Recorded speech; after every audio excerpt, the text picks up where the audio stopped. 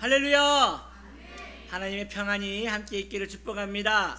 우리 하나님 말씀 봅니다. 전도서 2장 22절, 23절 두 절 함께 읽도록 합니다. 봉독하시겠습니다. 사람이 해 아래서 행하는 모든 수고와 마음에 쓴 것이 무슨 소득이 있으랴. 일평생 근심하며 수고하는 것이 슬픔뿐이라. 그의 마음이 밤에도 쉬지 못하나니 이것도 헛되도다. 아멘. 인간으로 살아가다 11번째 시리즈입니다. 오늘 말씀의 제목은 불행에 대하여 라는 제목으로 함께 은혜를 나누기 원합니다. 저는 지금 10번에 걸쳐 신자가 인간으로 살아간다는 것은 무엇을 의미하는 것인가에 대하여 함께 나누고 있는 중입니다. 이제 이 시리즈는 2번 남았으며 그 중에 오늘 우리가 인간으로 살아감에 있어서 꼭 생각해 봐야 할 불행이라는 것에 대하여 함께 생각을 해보기 원합니다. 오늘 본문은 인간을 무엇이라 정의합니까? 인간이 무엇인고? 해 아래서 수고하는 자들이다 라고 말합니다. 인간이 무엇인고? 일평생 근심과 수고와 슬픔뿐인 존재들이라고 말하고 있습니다. 인간이 무엇인고? 쉬지 못하는 존재들이다 라고 말하고 있습니다. 이 세상에서 인생은 너무나 고단하기에 불행할 수밖에 없는 것입니다. 여러분이요, 성인들만, 어른들만 불행하다고 생각하지 마십시오. 교회 학교 학생들도 학교 공부해야지요, 친구 관리해야지요, 유행 쫓아다녀야지요, 부모님께 교훈을 들어야지요. 고단함이 말할 수 없이 많은 것입니다. 전에 고등부 사역을 할 때 학생 한 명에게 꿈이 무엇이냐라고 물었더니 빨리 대학 가는 것이라 하였습니다. 왜 대학을 빨리 가고 싶으냐라고 했더니 본인의 꿈은 대학을 지방으로 가서 엄마의 잔소리를 듣지 않는 것이 꿈이라고 하였습니다. 사회생활을 해보면 어머니의 잔소리가 얼마나 사랑스러운 것임을 알게 될 것인데 그 학생은 아직은 그것이 고단한가 봅니다. 옛날 성실한 농부 바흠이라는 사람이 있었습니다. 바흠은 소작농이었어요. 소작농은 자기의 땅이었기 때문에 남의 땅에다 농사를 지어요. 그리고 거기에서 나온 수확물의 50%는 주인에게, 50%는 본인이 갖는 것이에요.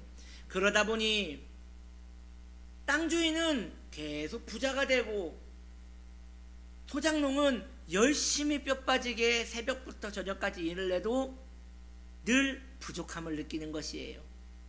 그러다 보니 바움의 꼭 하나의 꿈은 무엇입니까? 나도 내 땅이 있어서 내 땅에다가 씨를 뿌리고 내 땅에서 수확을 거두어 그걸로 우리 가족들이 행복하게 살았으면 좋겠다. 그것이 유일한 꿈과 소망이었습니다. 그러던 어느 날 바움이 나그네 한 명을 대접합니다. 나그네가 그 집에 와서 하룻밤을 자고 잘 먹고 기분이 좋아서 정보 하나를 알려줍니다. 바르키에라는 땅을 내가 다녀왔는데 거기는 땅이 기름지고 넓어서 거기에는 얼마든지 농작물을 심어도 아주 많은 수확물을 거둘 수 있습니다. 더 좋은 것은 그 땅에는 주민이 얼마 없어서 그 땅을 싸게 살 수 있다고 합니다 라는 그런 좋은 정보를 알려주었어요. 그러면서 말하기를 저도 그 땅에서 땅을 샀습니다 하면서 증서를 보여주는 것이에요.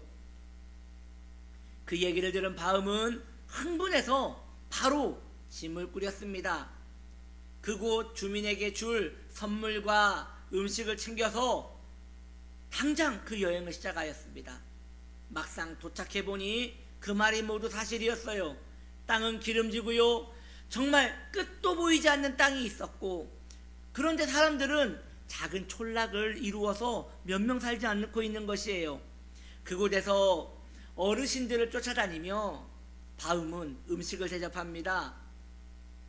그들에게 술과 고기와 본인이 가지고 온 선물들을 주니 그 노인들이 기분이 좋았어요.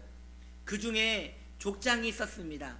수염이 긴 족장같이 보이는 사람이 이제 묻는 것이에요. 너 왜 왔니?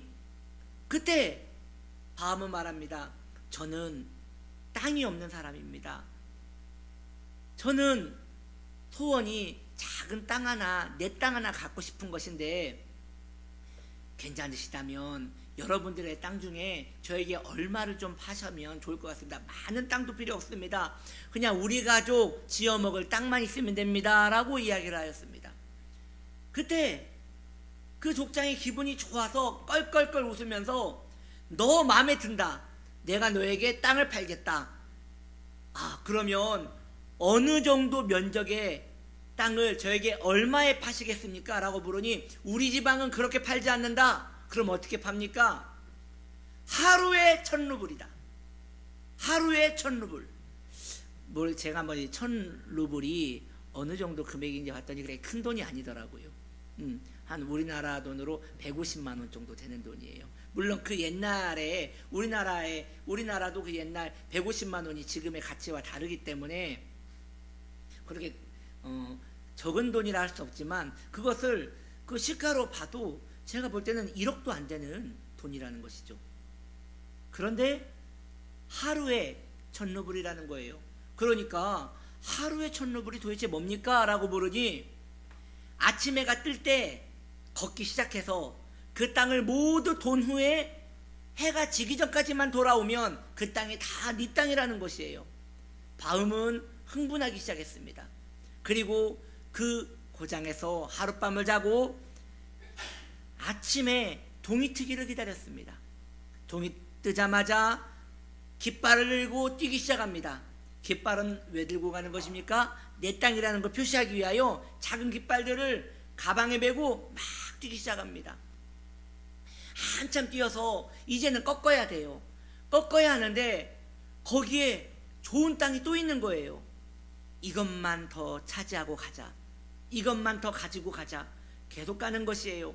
이젠 정말 꺾어야 하는데 거기에 너무나 좋은 웅덩이가 있는 거예요. 연못이 있는 거예요.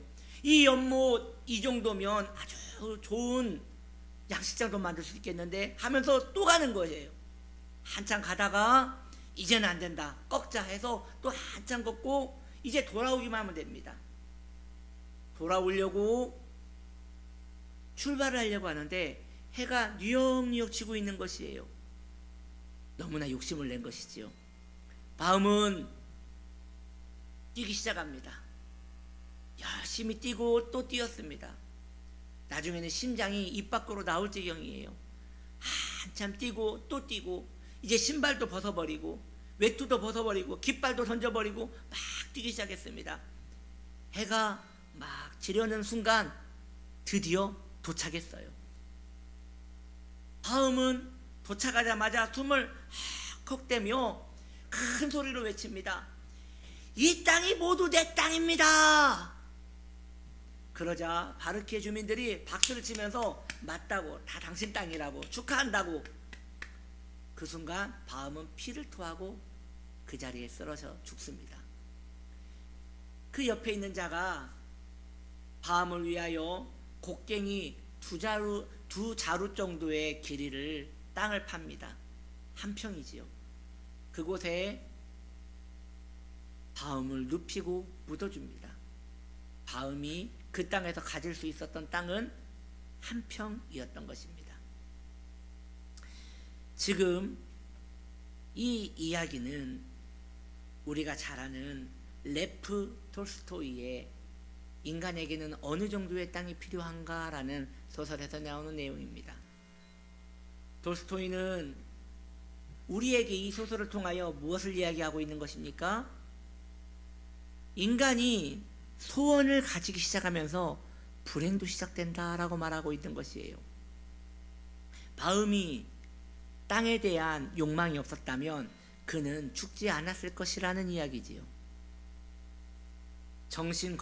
정신건강의학과 전문의이며 내가 나인 게 싫을 때라는 책을 쓴 저자 이두형 선생님은 인간의 불행은 이처럼 갇힌 고리에 머무는 것이라고 말하고 있습니다. 계속 돌아도 끝이 없는 이 갇혀있는 고리를 그는 불행의 이유라고 말하고 있는 것이에요. 인간의 불행이란 불행한 감정에서 서둘러 벗어나려 하기 때문에 중독에 빠지고 자기 연민에 빠져서 반복적인 일상을 계속 뱅글뱅글 돌며 더욱 불행에 빠진다는 것입니다. 인간이 현실을 도피하기 위하여 반복적인 쾌락을 선택하는 것, 이것이 갇힌 고리의 원리인 것입니다. 이두영 선생님은 이러한 고리에서 벗어날 수 있는 방법은 자기 자신에 대하여 고민하는 것이라고 말하고 있습니다. 예를 들어 그는 이런 이야기를 해요. 어느 청년이 취업에 도전했으나 면접에서 떨어지고 말았습니다. 청년은 낙심하여 말하기를 내가 가진 프로필이 보잘것없어서 떨어진 것이다. 세상은 참 불공평한 것 같다. 나도 좋은 부모 만났으면 이런 거 일도 아닐 텐데 왜 나에게 이런 일이 일어났단 말인가 라고 원망하며 그날 저녁 너무 답답해서 친한 친구들을 불러서 밤새 술을 마십니다. 세상을 저주하면서 밤새 술을 마십니다. 다음날 술에 깼는데 머리는 깨질 듯이 아프고 속은 숙취로 인하여 숨도 못 쉴 지경입니다.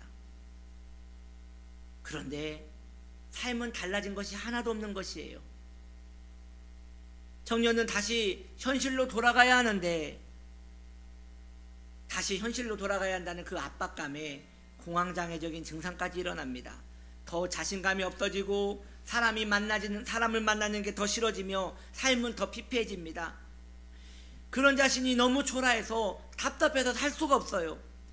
그래서 그날 저녁 또 친구들을 불러내요. 밤새 술을 마십니다. 이렇게 반복적인 피폐함에 빠져드는 것이 이런 갇힌 고리에 아주 불행한 인생이라는 것이지요. 이 고리를 끊어놓는 예시도 있습니다. 청년이 면접에서 떨어졌습니다. 절망감을 느낍니다. 이 청년은 집에 가서 옷을 가볍게 입고 동네 공원을 뛰기 시작합니다. 여러분, 이렇게 쾌적한 곳을 뛰기 시작하는 것이에요. 우리 교회 옆에도 아주 좋은 이렇게 공원이 있습니다. 여러분들도 한 번씩 돌아보시기 바랍니다. 참 공기도 좋고 물도 흐르고 좋습니다. 이렇게 뛰기 시작하는 것이에요. 뛰다 보니 심장이 뛰기 시작합니다. 그리고 상쾌한 공기에 머리까지 맑아집니다. 땀이 흠뻑 젖었어요. 땀으로 이제 몸에 힘이 하나도 없어요. 헉헉거리며 이제 돌아옵니다.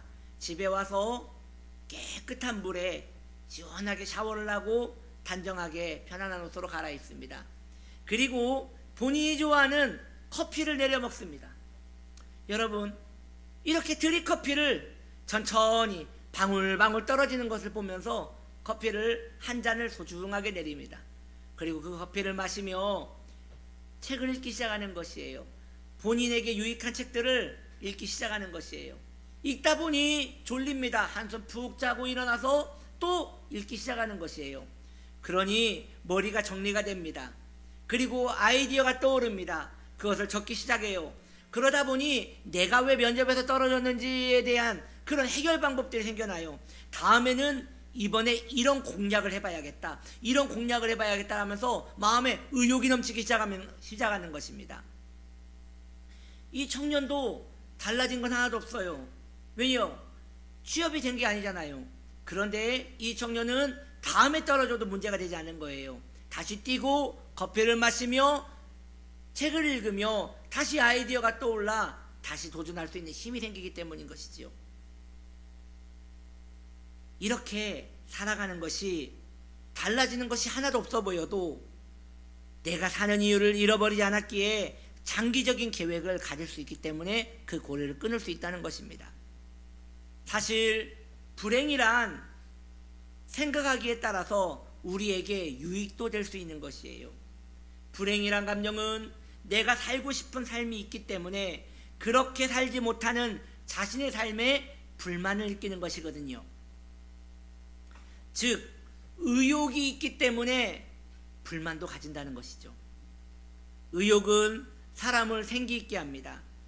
의욕의 다른 말인 불행에 대한 감정도 잘 다루어 사용하면 인생에 좋은 도움이 될 수 있는 것입니다. 그러니 불행한 감정이 쓰나미같이 몰려올 때에 그 감정에 잠식당하지 마시고 마음을 새롭게 설계하시기를 예수님 이름으로 축복합니다. 탈무드에 개구리 3마리라는 이야기가 있어요. 개구리 3마리가 어쩌다가 우유에 빠지고 말았습니다. 높은 우유통에 빠지고 말았어요. 첫 번째 개구리는 빠지자마자 이건 운명이야 라고 하며 우유나 실컷 먹고 죽자 하고 우유 속으로 들어가 죽었습니다. 두 번째 개구리는 빠지자마자 신경질을 부립니다. 왜 하필 여기에 빠졌단 말인가? 왜 하필 여기에 내가 빠져 있단 말인가? 어쩌다가 나한테 이런 일이 생겼단 말인가? 짜증을 벌이다가 짜증 속에서 우유 속에 빠져 죽습니다. 화를 내다가 아마 빨갛게 변하여 죽은 것 같습니다. 세 번째 개구리는 우유 속에 빠지자마자 뭔가 좋은 방법이 없을까? 뭔가 좋은 방법이 있지 않을까라고 하면서 그 우유를 뱅글뱅글 돌아다닙니다. 힘이 빠져도 다리가 움직이는 한 포기하지 않고 계속 뱅글뱅글 돕니다. 수천 바퀴는 돈 것 같아요. 그런데 그때 우유가 응고되면서 우유가 점점 덩어리화 되는 거예요. 개구리가 그 덩어리를 짚고 높이 뛰어나와서 그 개구리는 살았다는 이야기입니다. 여러분, 세 번째 개구리같이 살아야 합니다. 포기하지 마세요. 하나님께서 내게 주신 인생을 소중하게 생각하시고 끝까지 돌아다니는 거예요. 의욕을 가지는 것이에요. 공원이라도 뛰는 것이에요. 그렇게 하나님이 주신 우리의 생명을 귀하게 여기는 것이 이 불행에서 이기는 방법이라는 것이지요. 그러나 성도는 이러한 개념에서 멈추면 안 되겠습니다. 성도는 하늘의 사람들이기 때문에 더 깊은 의미로 나아갈 줄 믿습니다. 성도는 불행을 신앙적으로 해석할 수 있어야 돼요. 인간이 가지지 못할 때 불행을 느낀다 하였습니다. 그리고 인간이 가진 것을 잃어버렸을 때 불행을 느낀다고 하였습니다. 그렇다면 좀 더 깊은 이야기로 가볼까요? 이제 어떻게 해야 합니까? 불행한 감정을 느꼈으니 더 열심히 살아서 그 불행을 이겨내면 그만인 것입니까? 이것은 세속 사람들이 하는 것입니다. 믿음의 사람은 거기에서 멈추면 안 됩니다. 왜냐? 우리는 본질을 꿰뚫어 볼 수 있는 사람이기 때문이에요. 원하는 삶을 가지더라도 얼마 가지 않아 그것이 내가 원하는 삶이 아님을 알고 또 좌절하는 것이 인생이라고 성경은 말하고 있기 때문입니다. 노벨 경제학상을 받은 데니얼 캐너먼 교수는 그의 논문에서 한 실험 결과를 발표합니다. 가난한 사람을 인터뷰했대요. 요즘 사는 게 어때요? 그랬더니 그 가난한 사람이 나는 내 삶에 만족스럽지 않습니다. 나는 너무나 가난합니다. 매일 먹을 것과 돈 때문에 허덕여서 살 수가 없습니다. 그래서 나는 불행합니다. 나는 우울합니다. 나는 화가 납니다. 라고 인터뷰를 하더랍니다. 이번에는 부유한 사람들을 찾아가서 인터뷰를 했습니다. 요즘 사는 게 어떻습니까? 그랬더니 그 부자들은 말하기를 나는 필요한 게 모두 채워졌습니다. 삶의 질은 굉장히 좋습니다. 원하는 걸 다 가질 수 있습니다. 그런데 계속 화가 나고 계속 불안하고 마음에 짜증이 납니다. 왜 그런 것입니까? 스트레스 때문에 그렇다는 것입니다. 즉 인간은 이 논문에서 말하기를 인간은 무엇을 가졌다 해서 해소되는 존재가 아니라는 것이에요. 왜 그런 것입니까? 인간은 왜 가져도 그것으로 만족을 하지 못하고 다시금 거기에서 불행함과 짜증과 마음의 슬픔을 느끼는 것입니까? 이것에 대하여 우리는 성경에서 답을 찾을 수 있는 것입니다. 첫인간 아담과 하와는 에덴에서 모든 것을 가지고 살았습니다. 딱 한 가지, 동산 중앙의 나무 실과를 먹지 못하는 것 외에는 모든 것을 가질 수 있었어요. 여러분 보세요. 가지고 있는 것으로는 만족하지 못하고 가지지 못하는 것 딱 하나 때문에 불행함을 느끼는 것이 바로 인간이라는 것이죠.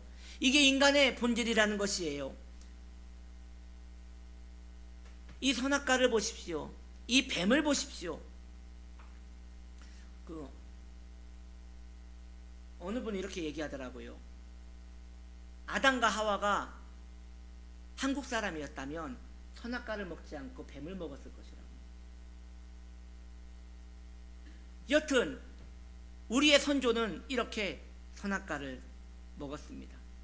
유혹자 뱀은 그러한 인간의 생각을 현실로 바꾸었어요.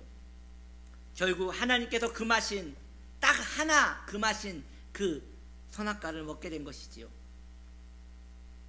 왜 먹은 것입니까? 먹을 거 많은데 왜 그거 먹은 것입니까? 결국 여기에서 인간의 실제 민낯이 드러납니다. 하나님같이 되지 못함이라는 부족함을 메꾸기 위하여 그걸 먹었다는 것이에요. 하나님같이 되지 못한 것 때문에 그걸 먹었다는 것이에요. 오늘날 인간이 신의 능력을 가지게 되었다는 그러한 설정의 유치한 책, 드라마, 영화들은 놀랍게도 항상 인기가 많습니다. 그 이유는 인간의 본성에 그것에 대한 갈구가 있기 때문이에요. 아담이 느꼈던, 하와가 느꼈던 그 갈구함이 인간의 깊은 죄의 본성 속에 있기 때문인 것이에요. 모든 인간은 영원한 세계에 대한 관념을 가지고 있습니다. 유한한 존재가, 100년도 살지 못하는 유한한 존재가 무한한 세계를 갈망하는 것이에요. 그러하기에 인간은 이 세상에 있는 모든 것으로 만족할 수 없게끔 태어난 존재입니다. 이러한 진실에 눈을 감아버리고 더 나은 삶이, 돈이, 지위가, 내가 가지고 싶은 그 무엇이 나를 행복하게 해줄 것이라는 그러한 착각은 소금물로 갈증을 풀어보려고 하는 어리석은 자라는 것이죠. 그러므로 모든 인간은 불행에 대한 답을 하나님에게서 찾아야 할 것입니다. 성경은 시간에 갇혀버린 유한한 인간이 스스로 영원한 세계를 소유할 수 없다고 말하고 있어요. 사랑하는 성도님들이여, 그리스도의 초청을 받아들이십시오. 마태복음 11장 28절은 말합니다. 수고하고 무거운 짐진 자들아 다 내게로 오라. 내가 너희를 쉬게 하리라. 인간의 불행은 예수 그리스도와 연합할 때에만 비로소 사라지는 것이에요. 우리는 그리스도와 함께 죽고 그리스도와 함께 살아나야 할 것입니다. 갈라디아서 2장 20절은 이렇게 말합니다. 내가 그리스도와 함께 십자가에 못 박혔나니 그런즉 이제는 내가 사는 것이 아니요 오직 내 안에 그리스도께서 사시는 것이라. 이제 내가 육체 가운데 사는 것은 나를 사랑하사 나를 위하여 자기 자신을 버리신 하나님의 아들을 믿는 믿음 안에서 사는 것이라. 기억하세요. 인생의 불행은 많고 적음에 있지 않아요. 없어도 불행을 느끼고요, 있어도 불행을 느끼게끔 인간은 만들어진 거예요. 문제의 본질은 소유에 있는 것이 아닌 것이에요. 인생의 답은 영원한 우리의 자원이 되시는 예수 그리스도를 영접하는 데 있는 것입니다. 예수님은 누구십니까? 예수님은 우리의 하늘나라이십니다. 예수님은 영원한 세계이십니다. 예수님은 넘치는 우리의 자원이 되십니다. 예수님은 생명의 떡이 되시는 것입니다. 그러하기에 인생의 불행이라는 엄청난 블랙홀 같은 큰 구멍을 예수 그리스도로 막아낼 수 있는 것이에요. 우리를 사랑하사 십자가를 감당하신 예수님밖에 우리의 불행을 넘어서게 하시는 분은 없는 것입니다. 어디를 가도 아무리 시간이 오래 지나도 인간의 불행은 적응되지 않는 거예요. 불행을 그냥 가지고 살면 우울할 것이에요. 불행에 대하여 반항하며 성질을 부리면 화병에 걸릴 것이에요. 그런데 예수님을 바라보면, 아무 죄도 없으신 장대에 매달리신 우리 구주를 바라보면 우리는 충분함을 느낄 수 있습니다. 여러분이요, 충분하지 않습니까? 영생을 주셨습니다. 여러분이요, 충분하지 않습니까? 지옥을 막아주셨습니다. 여러분이요, 충분하지 않습니까? 우리를 사랑의 나라로 옮기셨습니다. 무엇이 더 필요하여 불행함을 느낀단 말입니까? 다른 곳에 눈을 향하지 마시고 우리 구주 예수 그리스도께 마음을 정하여 거기에 잘 박힌 목과 같이 여러분의 심정을 박아 그곳에 머물게 하시기를 예수님의 이름으로 축복합니다. 거기에 인생에 풀리지 않는 답이 있는 것이에요. 말씀을 정리할게요. 모든 인간은 불행이라는 굴레 속에서 고난을 당합니다. 모든 아담의 후예들은 다 그렇게 살아갑니다. 그러나 예수 생명을 이식받은 자들은 그 굴레를 깨뜨릴 수 있는 것이에요. 그리스도와 함께 죽고 그리스도와 함께 살아난 자들은 그렇게 굴레를 벗어날 수 있는 것입니다. 예수와 함께 영원히 살기를 원하십시오. 예수와 함께 불행을 이기기를 원하십시오. 그러면 우리의 생명은 예수의 생명과 연결되어 모든 불행을 넘어서는 하나님의 영광의 사람이 될 수 있는 것입니다. 그러한 영원한 그리스도를 찬양하며 승리하시는 믿음의 성도 되시기를 예수님의 이름으로 축원드립니다.